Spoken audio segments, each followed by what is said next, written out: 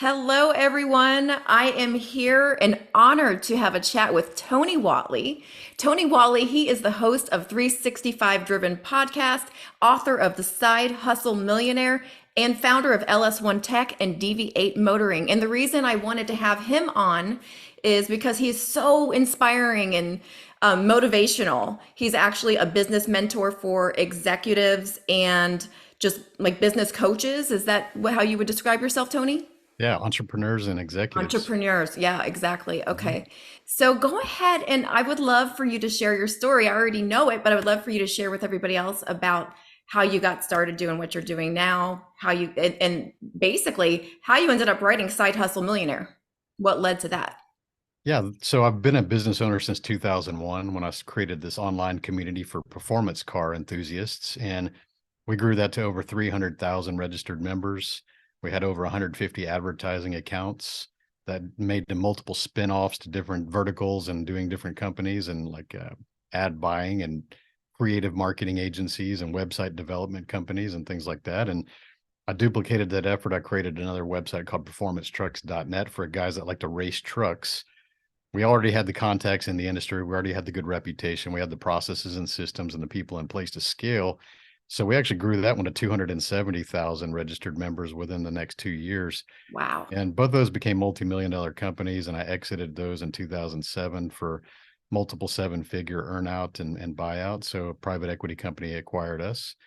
And all this stuff was interesting because it was always in the background of my corporate career. I was oil and gas, project management, engineering degree, and I was equally driven in my corporate career, mostly because I put myself through college as working blue collar jobs as a welder, as a pipe fitter, waiting tables, managing restaurants. And so I valued that education, which took me about 7 years to accomplish while I was just working full time, going to school at night. Wow. And also, when we look at things from a corporate perspective, I was looking at the supervisors and the people that are executives, and I said, I know I can do that. Like I know it. And it's not about being cocky because I've demonstrated those results in life, but we Right. know that when we have supervisors, like I could literally run circles around this person. So I'll just keep doing what I'm doing. And eventually they'll ask me to do that. And they did. I climbed the ladder pretty fast, Mm-hmm. but my career was very demanding in oil and gas because I was always having to travel or be offshore, or sometimes I'm in the middle of nowhere or different countries. And so I had to build these companies on the side really with the processes and the systems and the people in place to operate without me being there. So I literally built these seven-figure multi-million-dollar companies without me having to manage them. Really, after about the first year, the startup is really tough for most business owners. And to give you guys an idea for cash flow, I was making about $400,000 a year profit from those side businesses without working maybe an hour a week. So Profit. Wow. the, That is the amazing. yeah, so that's the basis of the book, Side Hustle Millionaire. The title is just true story kind of thing. And I had a lot of people over the last 15 years asking me, how do you start businesses? How do you scale businesses? Like, what business idea would you pick? Like, all the really entry level questions. And Mm-hmm. through that course of that, I've helped 15 people that were former staff and employees of mine build seven, eight, and nine-figure companies. And so one of them really just recently just sold for $100 million company that I helped. He was an employee of mine. What? So you got to think Wow. about these kind of things as like this indicators that people keep coming to you for advice or help or assistance and things. It was never a part of my idea to come out and be a business coach or an entrepreneurship coach, but these results demonstrate themselves over a period of time.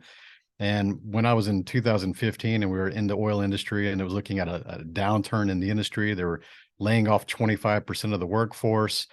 I already knew that I was going to get laid off as soon as we completed a project in Africa that I was working on. And I said, do I really want to come back to an industry that just discards people as disposable as anytime there's a downturn? Like they're not really good at sitting on their cash and making sure that they can keep the longevity of our careers.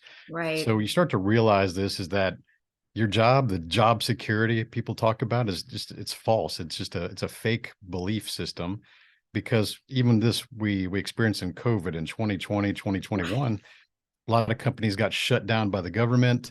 A lot of people got laid off because of these kind of things and these different policies that they are pushing on people. So all these people thought they had steady jobs, steady paycheck, job security, realized in a pretty short amount of time that that was all false. And Mm. so think about this from a perspective of an entrepreneur. they could tell you, hey, you can't be, you need to go close down. But if you had the right people on your team and you could be creative and you could pivot, you had ways to get paid, you had your processes and your systems in place, you could actually redirect your company to have an option to go pursue some other thing temporarily and be able to survive. So you actually had an option to stay employed and create income. Where if you're an employee, they just come in and go, hey, today's your last day, Right. pack your box. So you do have options. You have a lot more power in entrepreneurship. And so that's what I've been doing full time since 2015 when I decided to leave corporate. And now I've got a community with 4,000 entrepreneurs, and we do live events twice a year. These are more like destination type vacation type getaways. Our next one's in Portugal. And that's what I do. And I do the business coaching, startup scaling, and exiting.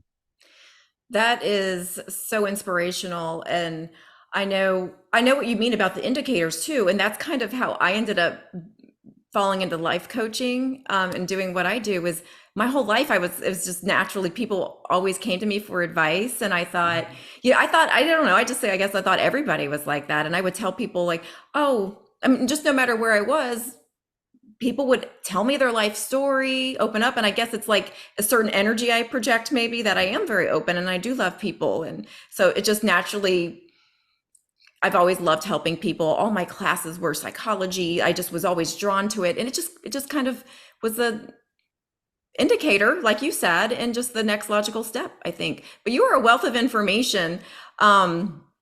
I want to make sure that everybody knows too, like you, where to buy that book, because it's a really good book. It's on Amazon, right? The Right. Side Hustle Millionaire. Yeah, we hit #1 on Amazon, and it held that position for about 6 months in the small business category when it came out in Nice. 2018. And we sold about 10,000 copies so far of that book. Wow. So guys, look that up. Tony Whatley, Side Hustle Millionaire. His book is available on Amazon. I want to make sure everyone checks that out. So another thing I wanted to talk about, and I know that you know a lot about mindset and what it takes, because that's my thing, it's all about a mindset. And tell me your thoughts on abundance mindset. Like, what do you think it takes for people to really attract money and be able to be in that position to earn money versus the mindset where you're pushing it away? Yeah, I think that in order to speak up really freely about abundance mindset, we have to be really focused on the opposite, which would be scarcity mindset. And most people, unfortunately, I would say 60% of the population have the scarcity mindset, and they don't realize it because they don't have that awareness right now. So a Mhm. scarcity mindset shows up when maybe in a competitive situation, you think that everything's a competition, and you think that in order for you to win, everybody else has to lose. Yeah. But it's really not as clear cut as that. So think about your career, your education, your just being a good parent, all these different things. You think like, hey, if I want to be the best, then somebody else has got to take the fall. And it's just Mhm. they think that there's this finite amount of success that's available, and that if somebody's getting a bigger piece of the pie, you're going to be left with less pie. So that's the scarcity mindset. And kind of materializes in things when maybe you're scrolling through social media and you see one of your friends or your family celebrating something, or maybe they bought that brand new car or the new house. And if your first thought is must be nice, or that's easy for you to say, or things like that nature, you have a Mhm. scarcity mindset. And this is not Absolutely. something that we are born with. It's something that we adopt through our peers, our friends, our social networks, our teachers. We adopt these kind of beliefs at an early age. So maybe you grew up lower middle class like I was, and you see something, and your dad maybe saw some fancy Mercedes or a Rolls Royce driving down the road, and there's like, oh, look at that rich asshole, like Right. you kind of It's get programmed that conditioning. you get programmed with that. And Wow. fortunately my parents never did that, but I had friends that had parents that did do that. So that really screws up your kids. And if you're saying that kind of stuff in front of your kids, they're paying attention to that. They're absorbing that belief system. So you have to be really careful about avoiding the scarcity mindset and realizing that there is an abundance of wealth. There's no shortage of money. There's no shortage of attention. There's no shortage of anything in life. You can actually create these things. It's basically like an energy. You just basically Yes. create what you want, and you attract what you want. Like you said, you have to You're think about, speaking hey, my language. we all got to win. Like we can have win-win-win scenarios. Like you can win, I can win, and everybody else that's involved can win. We can take these people with us, and that's the way we think about things. Because even though you and I are coaches, there may be some clients that would be crossover for the different services we offer, but we could actually have the same client. Mhm. A scarcity mindset coach would be like, oh no, like that's my client, and and you should Yeah. work with me, and so you see what I'm saying? Like that's the kind of things that exist at every level of society, and it's unfortunate. So Yeah. catch yourself. And I say one good book to get you over that kind of awareness is actually called Mindset by Carol Dweck. Oh, I would yeah. recommend everybody read that. I think everybody that should be like a school book. That should be like mandatory in school. Speaking of that, yeah, and like you were saying earlier, the scarcity mindset, like if you heard growing up, like money doesn't grow on trees, we can't Oh yeah. afford it, all the things like that. I heard that a lot. So I did have to do a lot of deep reprogramming of my subconscious mind. And a lot of people don't realize a lot of that conditioning happens before the age of 7 years old. So it's just about, we can always change all of this though, thanks to what we know now as neuroplasticity. We don't have to get stuck with those old programs, but we do have to first become aware of them. And that's what a good coach can help you do. Is sometimes we don't even realize it and we say it, and other people who are more in tune can catch you and be like, hey, did you hear what you just said? Like, Exactly. it is okay to make money helping people. It is okay. And a lot of, have you noticed that there's some people who actually feel guilty charging to do something that helps others? I do a lot of stuff for free. I'm sure you do too. But in addition, it is okay, you guys, I know I have a lot of coaches following me. So you guys, it is okay to make money helping people. It's the best way to make money, in my opinion. And I've noticed the more we uplift each other, like you talked about, the piece of the pie, um, there's no limitation to that. The more you help people grow, the more, have you noticed that? I'm sure you've noticed that. Hello. Yeah. Like, you will get people coming to you more often, even though you're doing a lot of stuff for free. People are going to recommend you. They're going to remember that. They're going to be, hey man, she really helped me. And they're going to send people your way. So being an uplifter and helping other coaches and other, people, even if they're doing the exact same thing you do, it Mhm. will come back to you. Do you agree? Absolutely. And yeah, those money mindset, the limitations are big. I mean, sometimes you'll celebrate something or you'll post about something that you're doing, and you'll get the people that try to be like the false humility people, and they'll say, "Oh, that must be nice. I'll never be a millionaire, but congratulations." And you're like, why did you preface that sentence with "I'll never be a millionaire"? Like that's an Yeah. indicator, like that's a fixed mindset. Huge. Because if you tell yourself that and you verbalize it or you write it on Facebook, right? You put it out there into the world. What this is doing is it's creating the opportunity just going to disappear, because you got to think about it, our brains are very complex computers. We have problem solvers on our shoulders. Like your brain is a problem solver. Even monkeys problem solve, dogs problem solve. And so when you show it a goal or a potential thing that you would like to achieve, it's always going to be working in the background. Your subconscious is always going to be scanning the horizon for that opportunity that could potentially deliver that goal that you've created for it. It's like, Right. it's trying to serve you. But if you say, I will never be a millionaire, you basically have removed that potential goal from your brain, and your brain will no longer look for any kind of opportunities for you to be able to do that. Because it's like, that's not a goal. Like Right. the goal of this owner of this brain is just talking about going to work tomorrow and it's hungry, so like that's Exactly. the level of goals you're going to get. So it's very important to not say those kind of things. And actually corrected a good friend of mine the other day because he was doing that false humility crap where Mm. he's become a little bit more notoriety, he's gotten a little more success, but they use that stupid false humility, like, oh, I'm just a nobody from somewhere, and I'm a nobody from a small town, or I'm a nobody. It's like, I sent him a message, you need to quit calling yourself a Yeah. Do nobody you hear what just you're because you're saying? somebody. Everybody's a somebody. Everybody's unique. You're getting results. So the false humility stuff is just lame. Quit saying that stuff. Our thoughts, our actions, our feelings, it's everything. That is how we create our own reality. And I say it, we are exactly like-minded. It's just I get a little more woo-woo when I get into the law of attraction stuff. I really I love get, that stuff. I mean, I love it's real because I've It's proven it. real. I've It's proven it real. in my own life. I turn law of attraction was learning about it. Well, I first watched The Secret in 2006, and Yeah. I think it's a great introductory video, but a lot of people think it doesn't work. If that's all you know about it is just Mhm. positive thinking, there's so much more to it. And that's why I decided to teach it, because I see every day on social media, especially so much misinformation about how the law of attraction works. And I'm like, yeah, I'm Mhm. going to make this my mission. And you can apply it to, well, by the way, guys, law of attraction is working in your life, whether you realize it or not. Yeah. Might as well learn about it so you're not living your life by default and you can deliberately create your personal reality. We can. And that's what shifted me, is really learning about it above and beyond The Secret, how it Yeah. really works, how our subconscious mind works. Like you said, our subconscious mind does not know fact from fantasy. It's It going to believe doesn't. what we tell it, and things will conspire. I say the universe will conspire to get those cooperative, I can't even talk now, Tongue twister. components, cooperative components to all work together for you. But if you're, whatever you're saying, it doesn't care if you're saying something negative or positive. The law of attraction works for both. So Yeah. if you're reinforcing, I'm never going to be a millionaire, well, guess what? You're That's never the going to be reality. one. You're You will never going to be never one. You guarantee. created that reality. So, and your subconscious mind will help you make sure of it. We were just having a conversation this morning about the reticular activating system.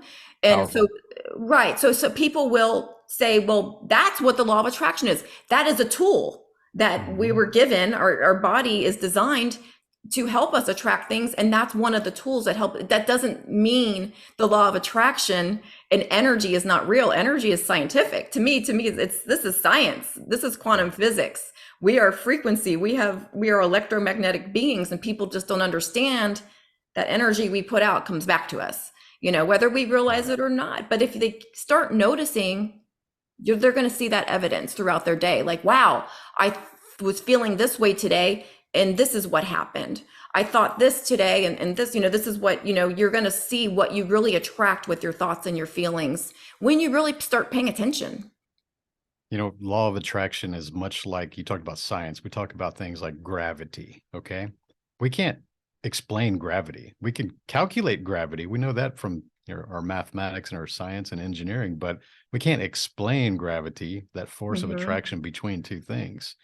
And so you may have somebody out there that's going, hey, I don't believe in gravity. Like, okay, go jump off a cliff or Right, go jump off a bridge or jump out of an airplane and see if you actually believe gravity. It actually exists, even though we can't explain it. So there's certain right. things that we had to understand that we don't know about. We don't know a lot of things, And just especially because outside of science our, can't prove it yet, science space can't and all prove a these lie different yet. things. I mean, we even have the government talking about, hey, there are actually UFOs and here's some videos, which has been not telling you guys for 50 years. So there's a lot of things we can't explain. And, law of attraction is one of those things. And I do Hmm. believe in it. I've seen it too many times in my life. And I was very fortunate to grow up with a Japanese mother who really focused on dream boards, what we call vision boards nowadays. But Yeah. Oh, that is I had that awesome. ever since I was a kid. I had a cork board, and she would make my sister and I cut out things from magazines that we would like to have, or things that we would like to visit, or things that we would like to achieve, and thumbtack those things on that. So I had that right above my desk, and I saw that every day when I was doing my homework, or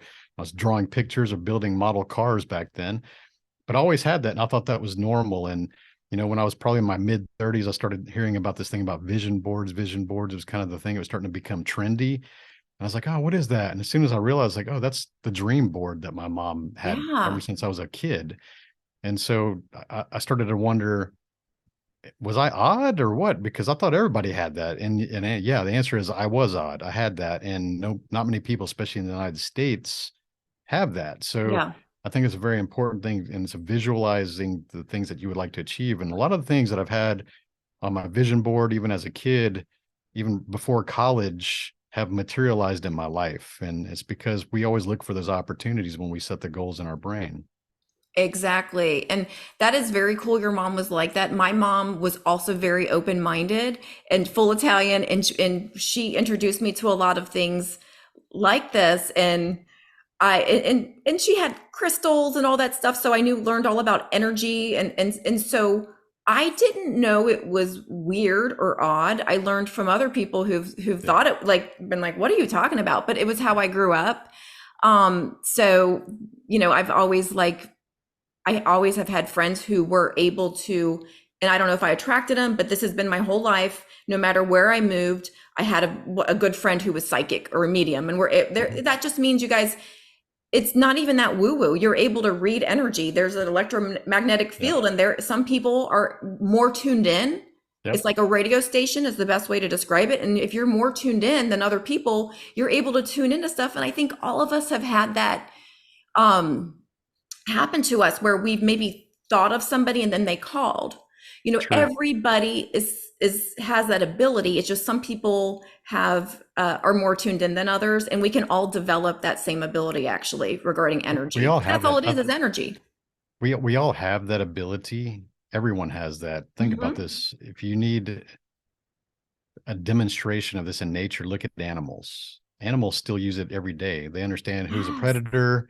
Even small animals, like they're born, they're a week old. They know like that thing over there is going to eat me. Like, how Yeah. do they know that? No one's taught them that. It's Instinctive. not Right. instinct. It's an energy that they've created. And if you need an example, like in a social setting, let's say we're all at a house party. Okay, we're all Hmm. at a social hour somewhere, and somebody that owns the house has the dog that's friendly and wagging tail and visiting everybody and just being a cool dog. And then somebody walks in the front door like 100 feet away, and the dog all of a sudden gets defensive and starts growling and looking at that person.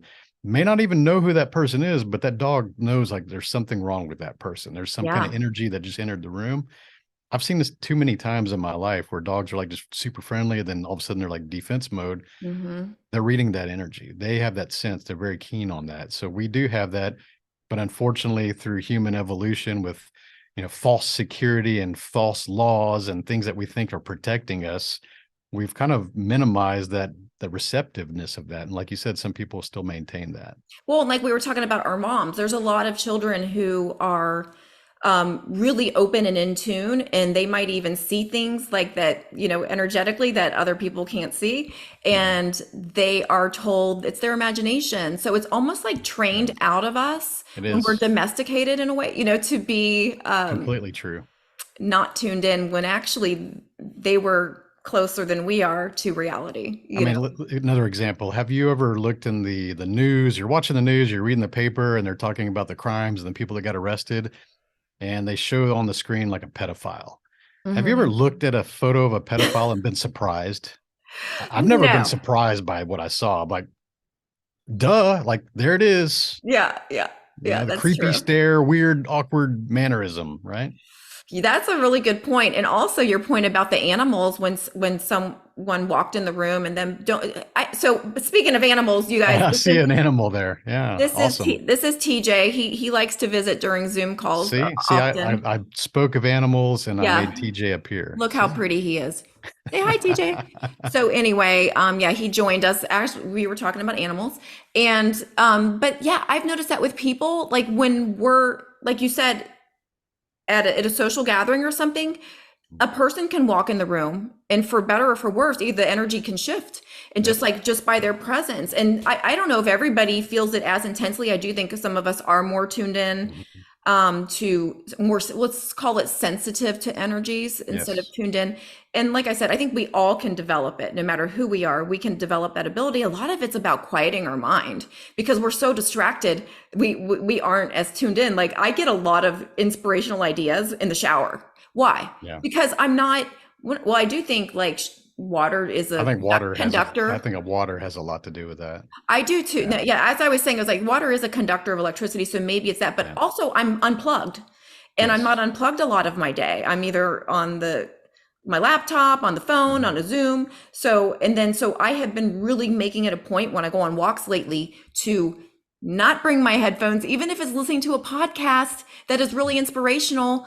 I know now that I need to go out of my way to have that, quiet time and get those, allow those inspirational thoughts. Cause, Yeah.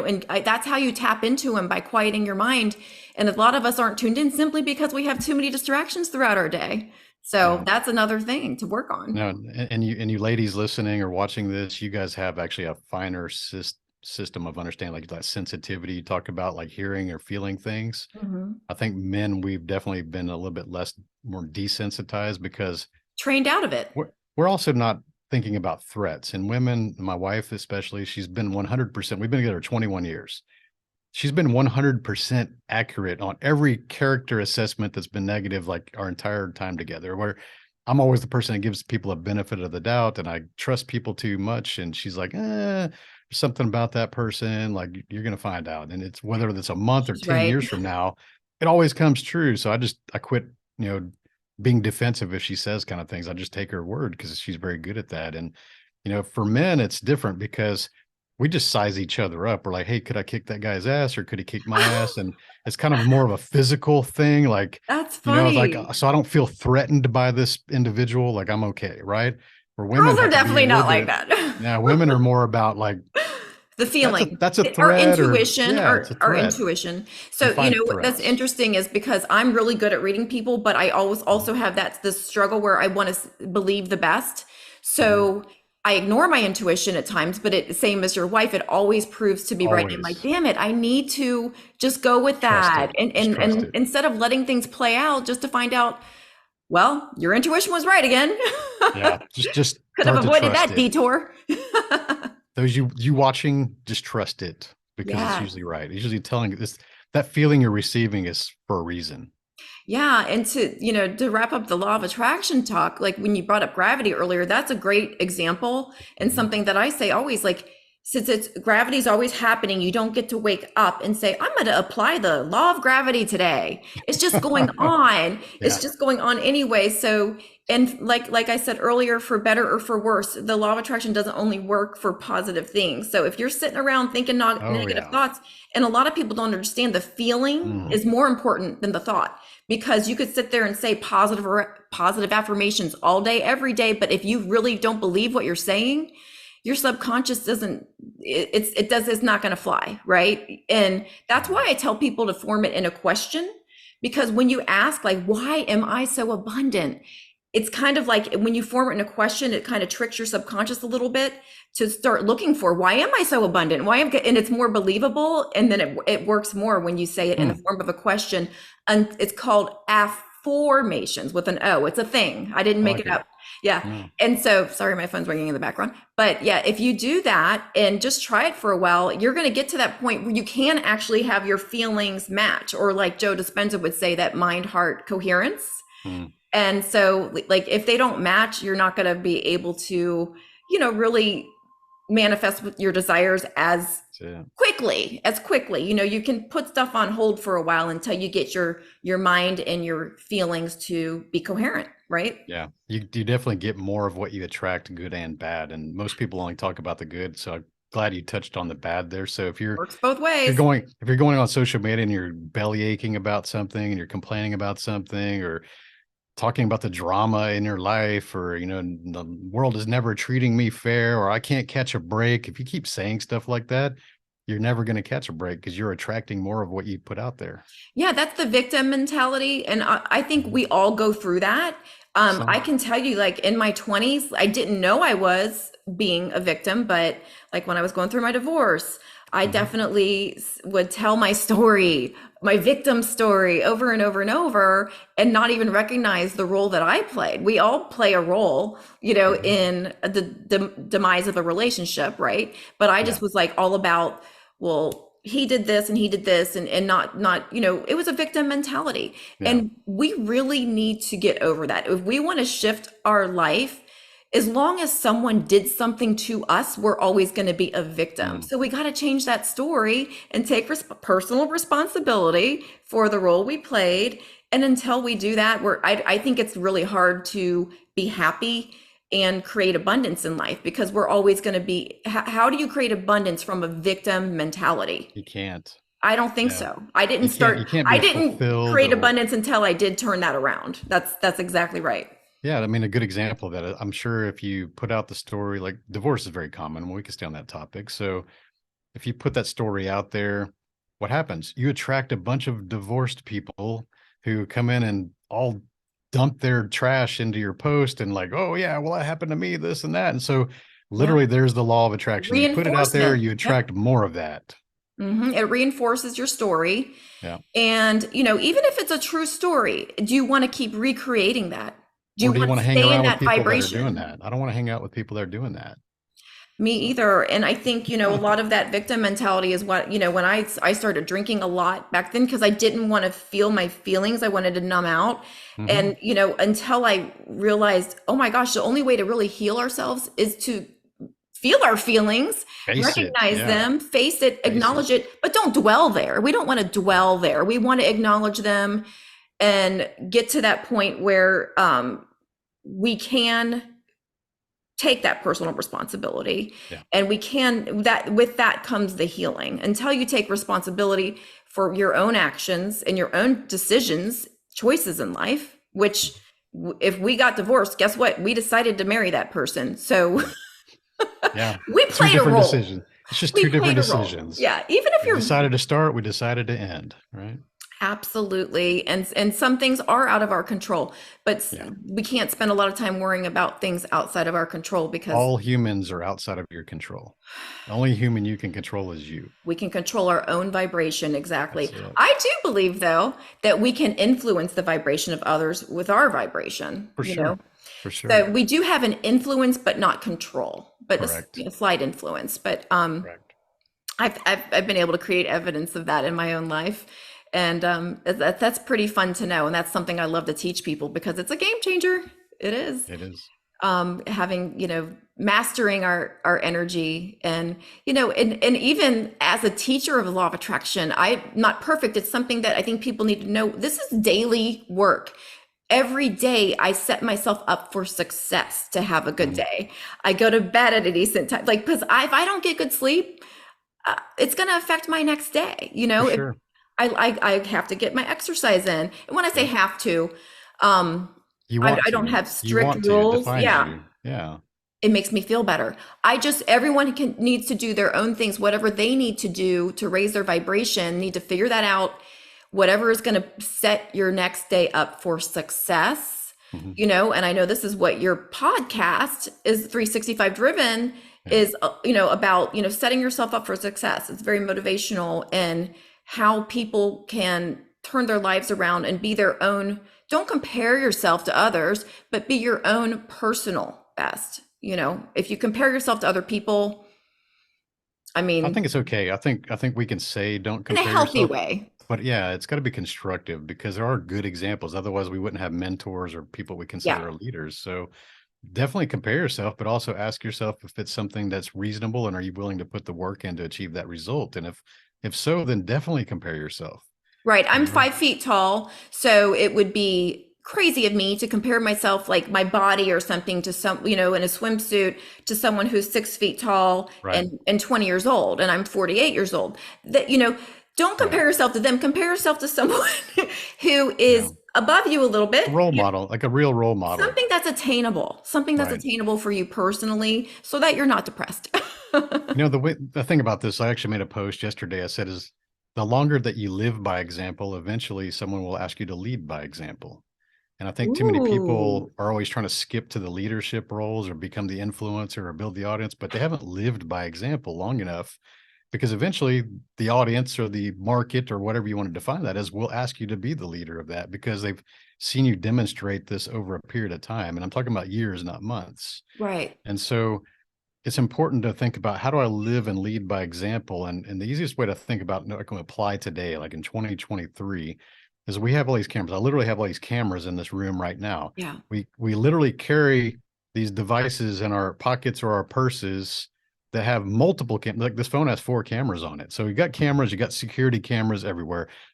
Just to accept that, okay? Mhm. Your life is always going to be on camera at some point, unless you're living in the woods with no electronics.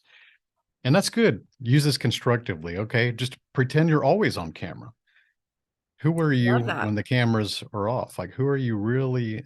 Are you That's really your demonstrating? character. Are you really living by example when nobody's watching? Because if you could just pretend that you're always on camera, you will make better decisions about almost everything in your life. That's awesome advice. And that's also, like, since I do some relationship coaching too, that's how I define cheating.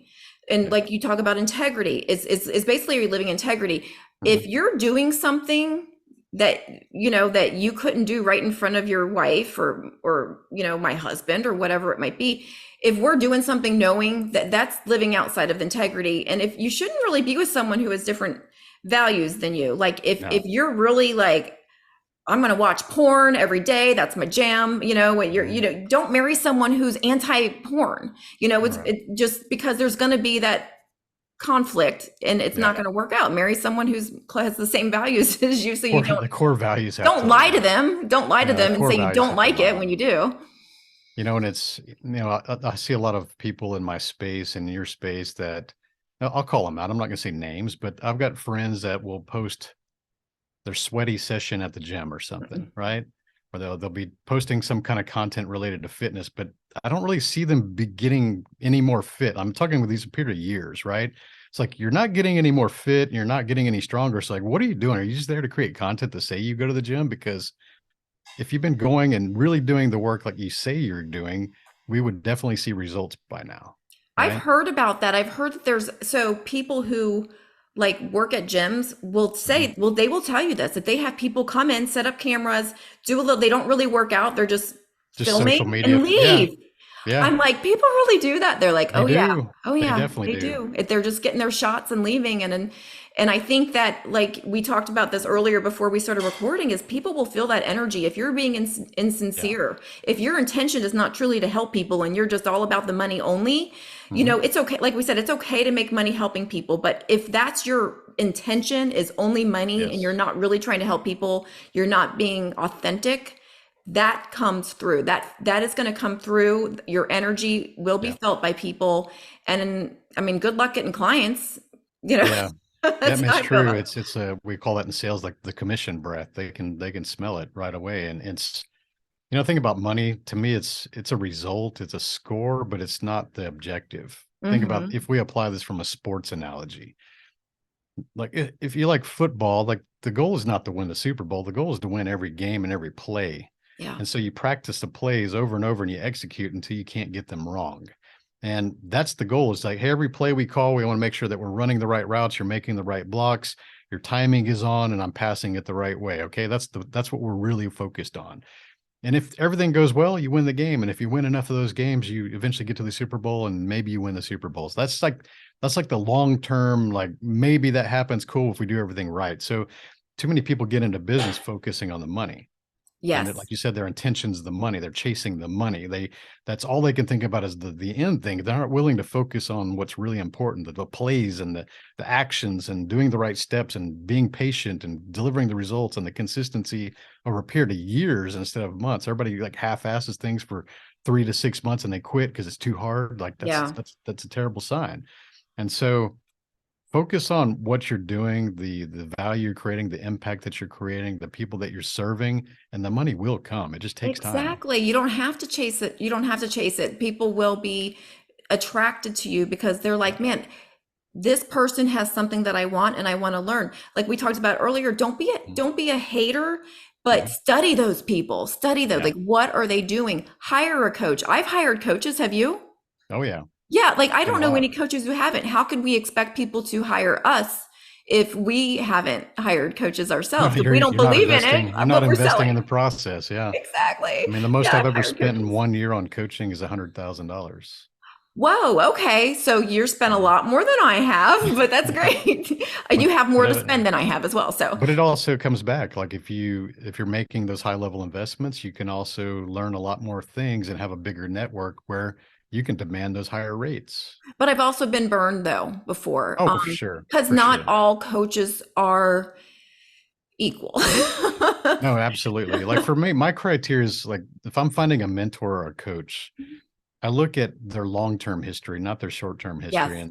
And like we see a lot of people that will call themselves life coaches like yourself, but they're in their 20s. Like I don't believe that's possible. I know I that could not have been a life no coach in my coaching, I can 20s. just ask questions and lead people to their own conclude. Like, no, you don't have any actual life experience. Like people still need wisdom. They still need to have failures and successes and understand how to climb out of those deep, dark valleys that we go into time to time. And if you don't have enough life or business experience as a business coach, you're not going to be able to do that. Like, think about this like perspective here. The last real recession we had in this country, 2008, 2009. So Mhm.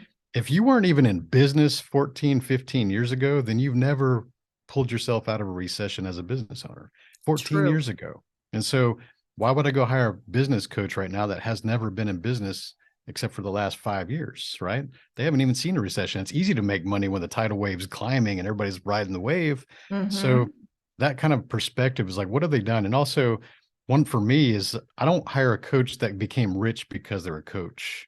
I want to make sure that they were successful before they were a coach, Yeah. because the vast majority of the people in the personal development space, especially in the business coaching world like me, they became rich because they were a coach, not because of what they did before they were a So coach. what are they teaching? Yeah. I mean, yeah, I definitely agree with you. Like I didn't have the life experience until I would not have even been confident enough to be a coach. No, not at Like all. we both quit drinking alcohol, for instance, Mm-hmm. and that's something I wanted to touch on. Yeah.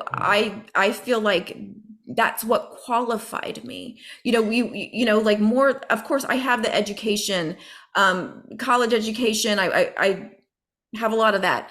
I Mm-hmm. have, 8 certifications in coaching, because mainly Yeah. not because to gain confidence in that, because I already know that I'm a good coach. Like I am Mm-hmm. confident in my coaching skills. But I love learning. I love learning, and I just might as well just get more certifications as I Yeah. go along with the That's learning. valid. That's valid. I love it, and I'll never stop learning. And you shouldn't. We shouldn't. That's the No. point of life to me, is to grow, evolve, and keep learning. Mm-hmm. So, what was my point about that? The alcohol. So The alcohol, yeah. So two and a I half felt like years for me. Two and a two and a half half. years.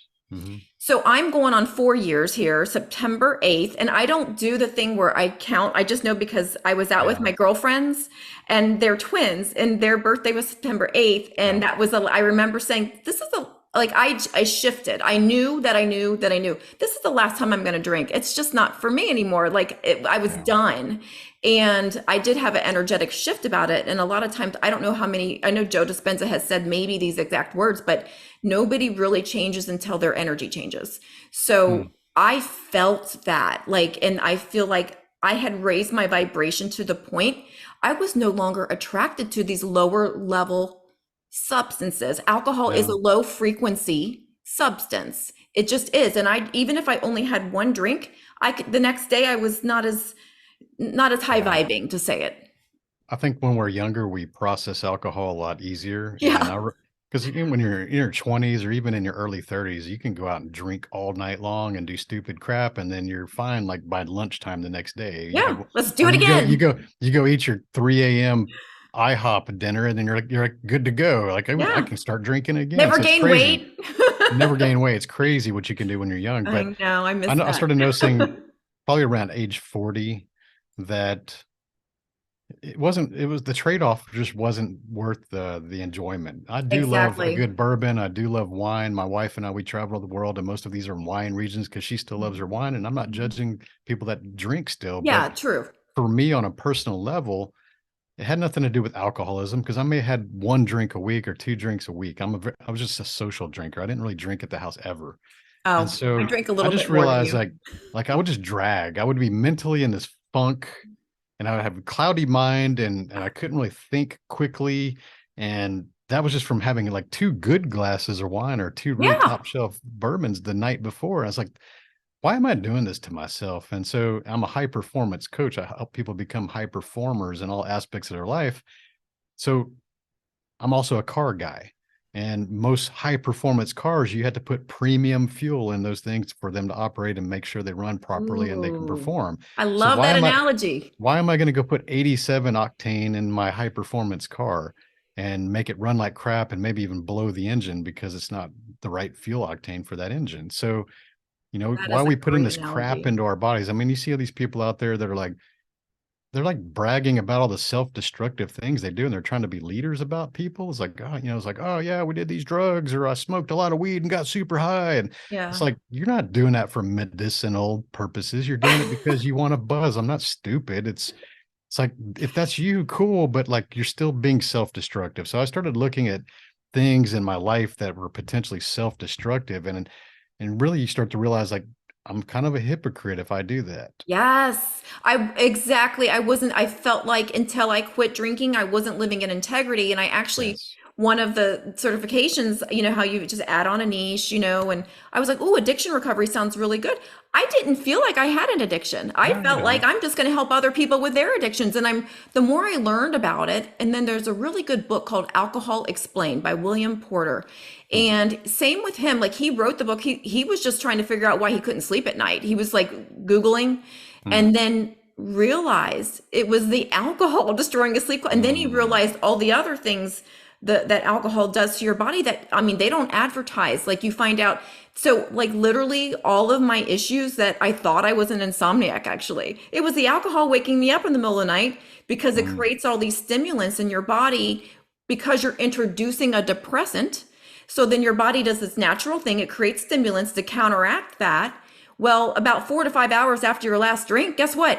That depressant wears off, but you still are left with the stimulants. So I was waking up Yeah. at like 3 a.m., like, oh, and everybody's nervous system is different, by the way. Not Yeah. everybody's affected to the extreme that I was. But when I look back, my whole life, like, as how alcohol affected my sleep, I just didn't make the connection Yeah. because, well, I didn't look for it. Nobody told me. And I just was like, oh, that's just how I am. I just wake up in the middle of the night and anxious.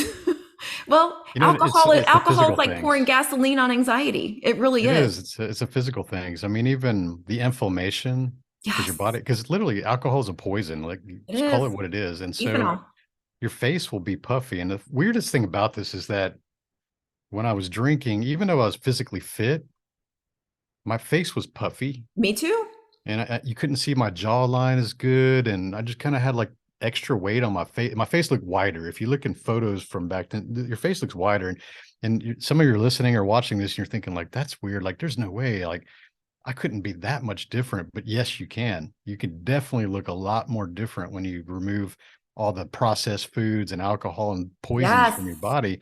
Your face will physically thin out. It'll become more, rigid and more, just really more aesthetic. It's You'll have toxins, inflammation, it shows up in your chemicals. face. It's Yeah, and weird. I'm going to send you like later. I'll send you a picture of myself that I did a meme like that, so people could see my before and after. And you guys, I thought I looked fine in the before. I didn't We know all, yeah, until you exactly. see the after. You're like, oh shit, I was pretty puffy, Yeah, and your it's those puffy toxins. face. Yep, you have And no people that go clue. too far get like the red blotchiness, Yeah, and I could tell like right away they're probably just drinking every night because they get that red blotchiness. Because I've had several friends that quit and that blotchiness just disappeared it within a goes month. away. Yeah, so Yeah. many things went away.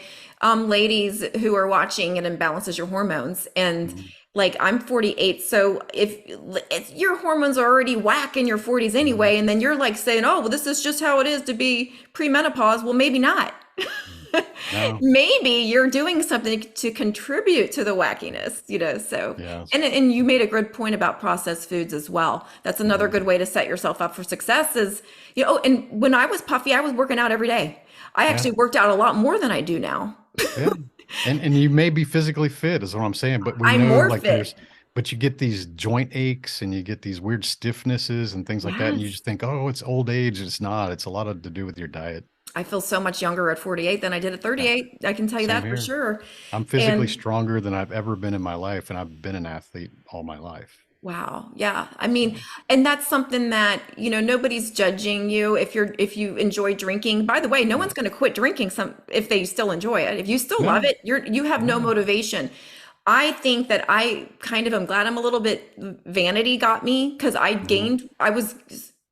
I probably because in my 40s is when I started Mhm. gaining the weight and I got away with it. Like we were talked about earlier, you can Yeah. get away with a lot when you're younger, but then it started Mhm. to show up on my body. And that Yeah. was a huge motivating Yeah. factor. Whatever works, if it's vanity, let it be Hey, vanity.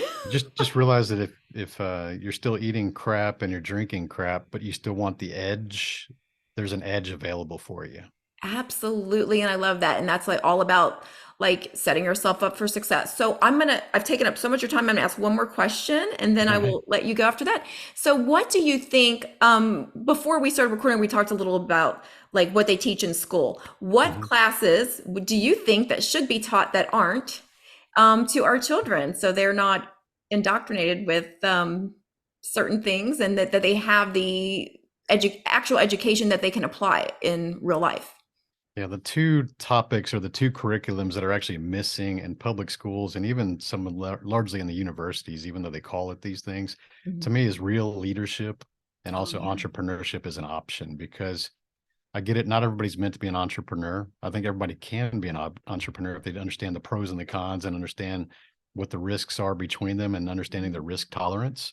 But when you're going to school, especially in private school or public schools, they don't really teach you the right options. So they just tell you, hey, you're going to be an employee. So even at college, you go to business school, business management, they're just teaching you how to manage businesses. They're not teaching you how to Yeah. start up and scale and exit businesses. Like it's really taboo to talk about money and these things like that because let's be real, the professors at these, even the top level universities, most of them have never run a business.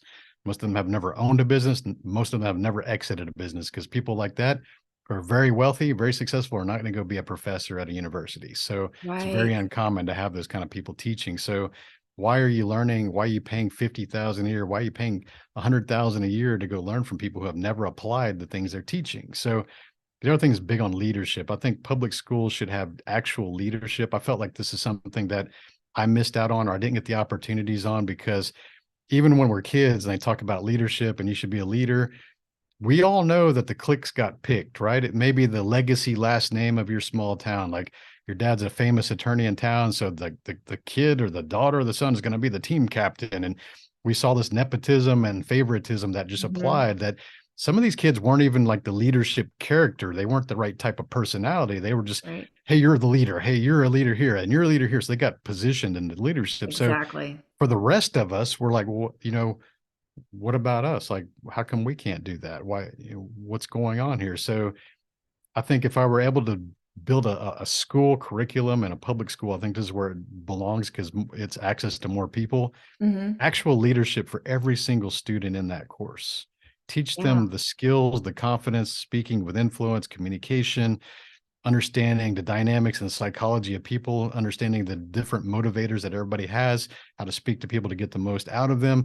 They need to have those skills, those practical Anyway. skills for Yeah. everything, their entire life, whether they're going to be the president or not, right? And Hmm. so, and understanding that, hey, trade schools are an option, entrepreneurship is an option, being an employee at a corporation is an option. They're all equal options. There's none of those that are better than the other, but I hate that they just focus on just the employee format and you're going to go get a job and you're going to go work for somebody. You're going to put in a 401k and this benefits package is going to keep you from taking risks to go pursue your dreams.